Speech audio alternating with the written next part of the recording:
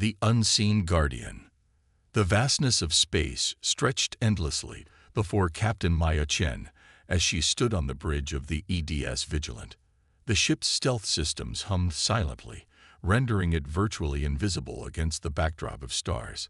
Maya's dark uniform bore minimal insignia. This mission wasn't officially sanctioned by Earth Command, and the fewer identifying markers, the better.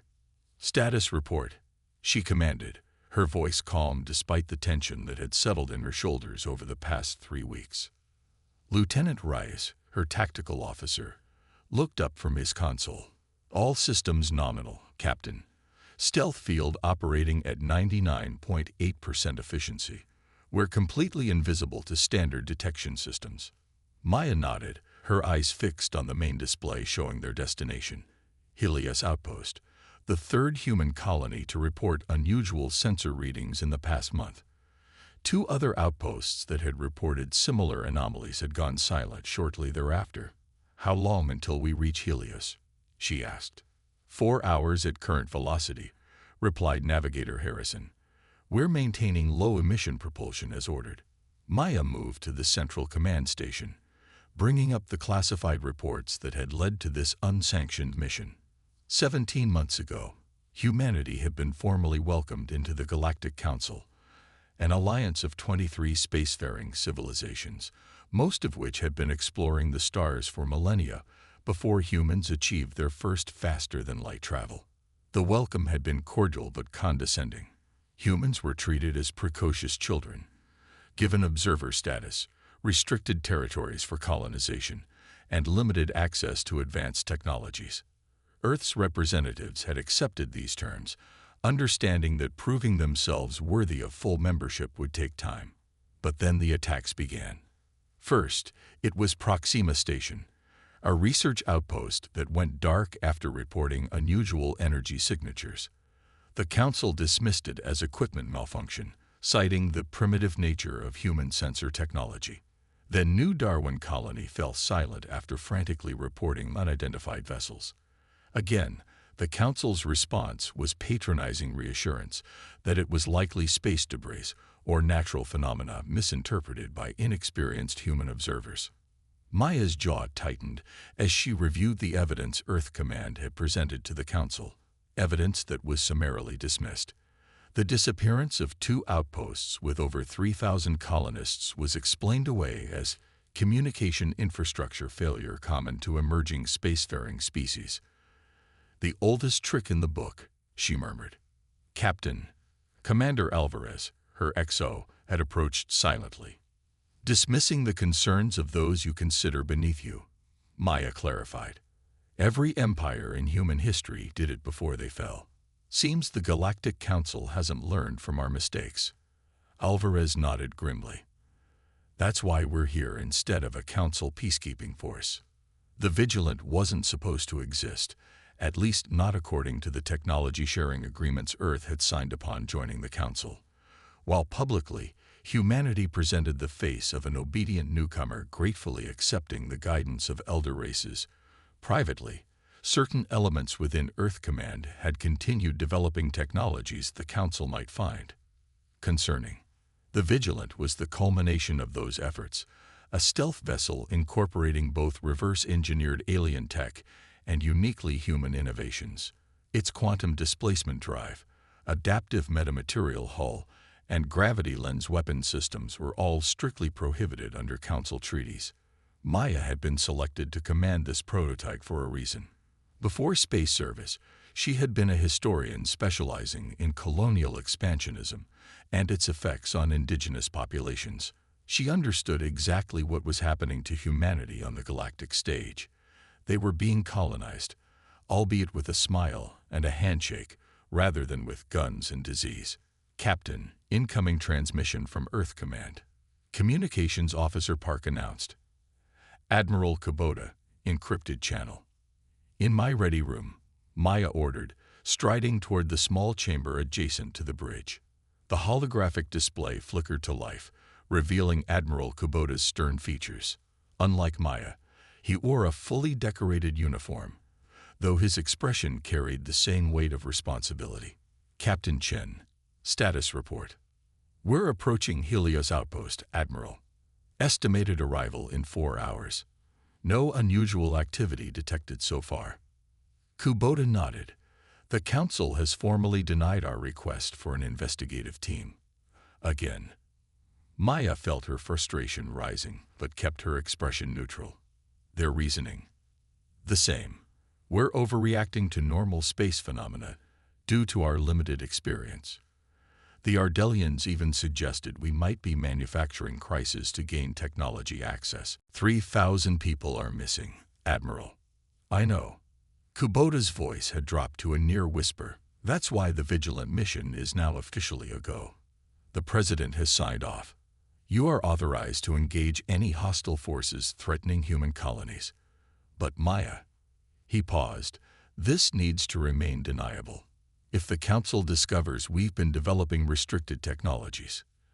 They won't, Maya assured him. Not unless we need them to. After the transmission ended, Maya returned to the bridge, a new resolve hardening within her. Earth had played by the rules, filed the reports, submitted evidence, requested peacekeeping forces. They had followed protocol while their colonies started vanishing. Protocol was over. All stations, combat readiness drill, she announced. I want every system tested and every crew member prepared. If something is hunting our colonies, it's about to learn humans aren't the easy prey the Council thinks we are. The crew responded with immediate focus, their movements precise and determined. They all understood what was at stake. While officially a research vessel investigating communication anomalies, every person aboard the Vigilant knew their true purpose. They were the vanguard, humanity's hidden shield. As the ship continued its silent approach to Helios Outpost, Maya studied the star charts of nearby systems. The attacks had followed a pattern, striking isolated outposts first, then moving toward more established colonies. If the pattern held, after Helios, the aggressors would target Noah Haven, a thriving colony with over 40,000 human settlers. Commander Alvarez, she called, making her decision. Prepare a flight plan for Nova Haven. After we verify Helios' status, that's our next destination. You think they're already lost? Alvarez asked quietly. I think we need to be ahead of whatever's targeting us for once, Maya replied. The Council won't act until it's too late. We need to be there before the attack begins. Hours later, the Vigilant arrived at Helios Outpost. The small research station orbited a gas giant, its solar collectors gleaming in the light of the system's blue star. Everything appeared normal at first glance. Life signs? Maya asked, her voice tense. Science Officer Lynn shook her head. None detected, Captain. The station's atmosphere is intact, power systems functional, but I'm not reading any biological signatures. Magnify, Maya ordered, and the view screen zoomed in on the station's docking port. What they saw sent a chill through the bridge. The airlock had been cut open with surgical precision. The metal edges melted and reformed, as though the hull material had been molecularly manipulated. That's not conventional weapons technology, Lynn observed. Even plasma cutters leave residual scoring. This looks like the metal was reprogrammed at the atomic level. Maya's mind raced through the technological capabilities of the known Council races. None possessed this level of molecular manipulation, or at least none had admitted to it. Scan for residual energy signatures, she ordered, and prepare a secure drone for station reconnaissance. I want visual confirmation of what happened inside. As the crew carried out her orders, Maya felt a growing certainty that they were facing something the Council either didn't know about, or worse, knew about but had deemed humanity unworthy of protection from. The drone's footage from inside the station confirmed her worst fears. The outpost's 57 crew members had vanished without signs of conventional combat. Labs were intact, personal quarters undisturbed. Except for the conspicuous absence of people, it was as if they had been selectively extracted from the environment. Captain, Lynn called out, voice tight with controlled alarm. The energy signature analysis is complete. It matches partial readings from both Proxima and New Darwin before they went dark. And she hesitated. Go on, Lieutenant. There's a temporal component to the radiation. Whatever technology was used here, it's manipulating space-time at a quantum level. This is beyond anything in our database, even the classified sections from our allies. Maya made her decision instantly. Set course for Nova Haven. Maximum speed. Notify Earth Command of our findings and intentions. As the Vigilant accelerated away from the empty husk of Helios Outpost, Maya gazed at the stars with new understanding. Humanity had entered a galaxy more dangerous than the Council had led them to believe. Whether through deception or ignorance, the elder races had failed to protect the newcomers. They think we're just children, she murmured to herself as the ship entered FTL. They're about to learn how quickly children can grow up when they have to. Breaking silence. The Vigilant dropped out of FTL at the edge of the Nova Haven system. Its stealth systems engaged immediately. Before them, the scene that Maya had feared was unfolding. A cluster of unknown vessels surrounded the colony world, their designs unlike any Council race Maya had encountered. 7 ships detected, reported Lieutenant Reyes. Configuration unknown. Their energy signatures match what we found at Helios. Maya studied the alien vessels. They were massive, each at least 3 times the size of the Vigilant, with sleek, organic-looking hulls that seemed to absorb rather than reflect light. They moved with unnatural precision, forming a perfect geometric pattern around Nova Haven. Life signs on the planet? She asked, dreading the answer. Lynn worked her console frantically, still reading approximately 42,000 human signatures. The colony shield is active but weakening. Whatever they're doing, it's not as instantaneous on a planetary scale. A glimmer of hope. They weren't too late. Communications. Attempt to reach the colony. Encryption protocol Omega. After several tense moments, Park looked up from his station. Connection established, Captain. Governor Okafor is responding. The view screen flickered to life, showing a woman with close-cropped gray hair and eyes wide with barely contained panic. This is Governor Adora Okafor. Identify yourself. Governor, this is Captain Maya Chen of the EDS Vigilant. We're here to assist. What's your situation? Relief flooded the governor's features. Captain, thank God. These ships appeared 3 hours ago. They've been bombarding our shield with some kind of energy pulse. Our systems are failing, and we've lost all communication with the Council emergency channels. What about your defense systems? We've tried everything. Missiles, railguns, even the experimental pulse cannons. Nothing penetrates their hulls. It's like shooting at shadows. Maya nodded grimly. Governor, I need you to divert all power to your shields and prepare your people for immediate evacuation if necessary. The Vigilant will engage the hostile vessels.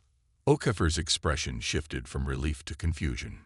Captain, I appreciate your courage, but 1 ship against 7 of these monsters. Maya allowed herself a small smile. Governor, there's a reason you've never heard of the Vigilant. Hold your position and keep your people safe. We'll handle this. After ending the transmission, Maya turned to her crew. Their faces showed determination mixed with the appropriate amount of fear. They were about to engage unknown hostiles with vastly superior numbers. Tactical, full analysis of enemy vessels. I want weaknesses. Reyes worked his station with practiced efficiency. Their hulls appear to absorb energy across the entire electromagnetic spectrum. Conventional weapons would be ineffective. However, he paused, recalibrating his scans. They're generating massive gravimetric distortions. I believe they're using gravity itself as both weapon and shield. Maya processed this information. Science. What happens when opposing gravity fields interact? Lynn's eyes widened with understanding. Catastrophic spatial distortion. If their technology manipulates gravity at the quantum level, then our gravity lens weapons might disrupt their entire system, Maya finished. It was a theory, untested but plausible. Commander Alvarez, battle stations. disengage stealth systems, and power up the GLS array.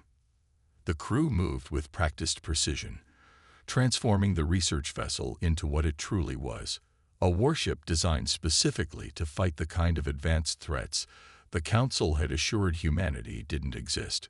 Weapons systems online, Rise reported. GLS charged at 90% and rising.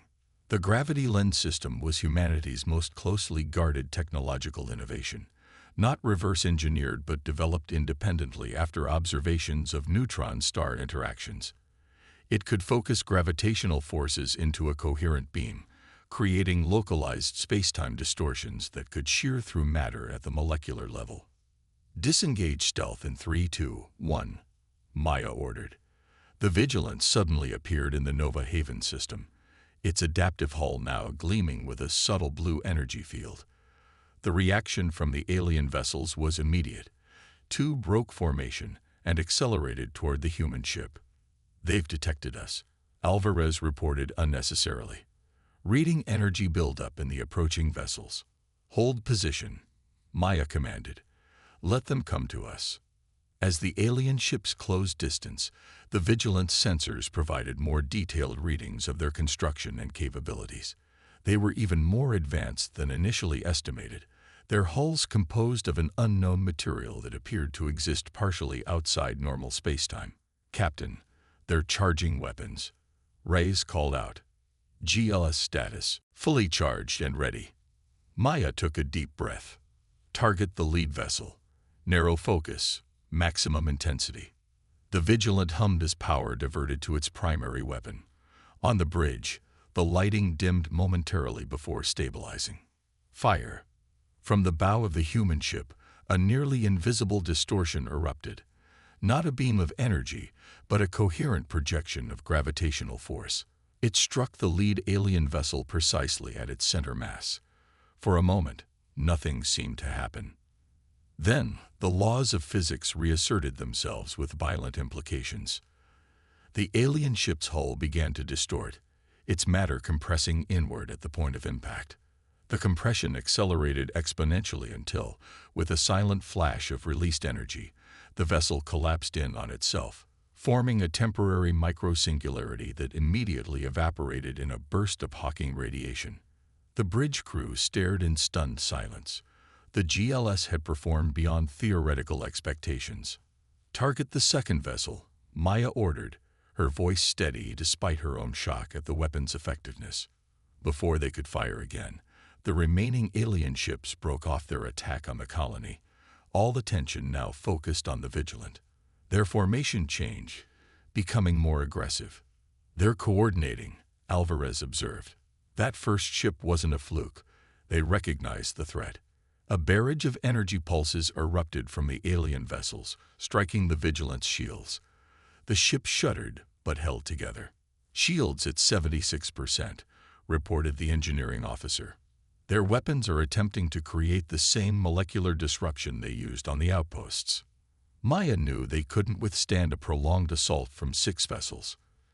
"Tactical, calculate a jump point directly behind the lead vessel. Navigation, prepare for micro-jump on my mark." The Vigilant's quantum displacement drive, another technology humans weren't supposed to possess, spooled up. Unlike conventional FTL drives, it could make precision jumps over extremely short distances. "Ready, Captain." "Jump." The Vigilant disappeared in a flash of quantum particles, reappearing instantly behind one of the alien vessels. Before the enemy could react, Maya gave the order. "Fire GLS, wide dispersal." This time, the gravity lens activated in a different configuration, creating a cone-shaped field that enveloped the alien ship completely. The effect was the same but more gradual. The vessel's structure began to collapse unevenly, twisting in on itself until it broke apart in a spectacular implosion. 2 down, 5 to go. But the remaining aliens had adapted quickly. They spread out, making it impossible for the Vigilant to target more than one at a time. Energy pulses hammered the human vessel from multiple directions. "Shields at 42%, engineering reported. "We can't take much more of this." Maya studied the tactical display. noting how the alien ships moved in perfect synchronization. They're networked, she realized. Their reactions are too coordinated for individual pilots. This gave her an idea. Communications. Prepare a wide-spectrum EM pulse, maximum power. Modulate it to match the frequency of their intership communications. It was a desperate gambit. If these beings relied on constant communication to coordinate their attacks, disrupting that link might give the Vigilant the opening it needed. Pulse ready, Captain. Fire GLS at the nearest target and release the EM pulse simultaneously. The Vigilant executed both attacks at once, the gravity weapon striking the third alien vessel while the electromagnetic pulse radiated outward at light speed. The effect was immediate and dramatic. The targeted ship imploded like its predecessors, but the remaining four suddenly moved erratically, their perfect formation breaking down into chaos. Two actually collided, their hulls grinding against each other before they managed to separate. It worked, Alvarez exclaimed. They're disoriented. Maya didn't waste the advantage. Target them one by one, rapid fire. Over the next few minutes, the Vigilant demonstrated why humanity had been silently preparing despite the Council's assurances of galactic peace. 3 more alien vessels fell to the gravity lens weapon, their advanced technology proving no match for humanity's ingenuity. The final ship, perhaps recognizing defeat, attempted to flee. It accelerated rapidly toward the system's edge, preparing to jump to FTL. Should we pursue? Alvarez asked. Maya considered their options. The Vigilant had sustained damage, and their primary weapon was nearly depleted. Pursuing might risk both the ship and the knowledge they'd gained. Let it go, she decided. We need to secure Nova Haven and report to Earth Command. As the alien vessel disappeared into FTL, Maya opened a channel to the colony. Governor Okuffer's face appeared, now showing astonishment rather than fear. Captain, how did you? What kind of ship are you commanding? Maya smiled tiredly. The kind the Council doesn't think we're ready for, Governor. Your colony is secure. We'll remain in orbit until reinforcements arrive. Within hours, the news had spread throughout human space and beyond. A single human vessel had defeated an advanced alien threat that had been systematically harvesting colony worlds. The existence of the Vigilant and its capabilities could no longer be denied. 3 days later, Maya stood in the council chambers on Centauri Prime, facing representatives from all 23 member species. The atmosphere was tense, accusations of treaty violations mingling with reluctant admiration. The Ardelian representative, whose species had been particularly dismissive of human concerns, spoke first. Captain Chen, your actions represent a severe breach of technology sharing protocols. Humanity signed agreements limiting weapons development. Maya met his four-eyed gaze steadily. We signed agreements with the understanding that the Council would protect all member species equally. When our colonies began disappearing and our evidence was dismissed, we did what any species would do. We protected ourselves. Murmurs filled the chamber. The Tesseran delegate, an ancient being whose crystalline form shimmered with inner light, raised a limb for attention. The beings you encountered were thought extinct for millennia. They are called the Harvesters, a race that consumes emerging civilizations to fuel their technological evolution. The Council believed them destroyed in the Third Galactic War. Yet you never warned us of their possible existence, Maya countered. You left us vulnerable without the knowledge or technology to defend ourselves. Silence fell across the chamber as the truth of her words sank in. Finally, the council elder rose from the central podium, his voice resonating with the weight of thousands of years. Perhaps we have been overprotective in our guidance of younger species. It seems humanity has demonstrated a resourcefulness we fail to anticipate. The Council will convene in private to reconsider humanity's status and access levels. As Maya exited the chamber, Admiral Kubota waited in the antechamber, a rare smile on his face. Well done, Captain. The President has authorized me to inform you that the Vigilant class will be expanded. 5 more vessels are already under construction. Maya nodded, But her thoughts were elsewhere, on the harvester ship that escaped, and what its return might bring. The galaxy had underestimated humanity once. It wouldn't happen again. Humanity had finally spoken, and the galaxy had no choice but to listen.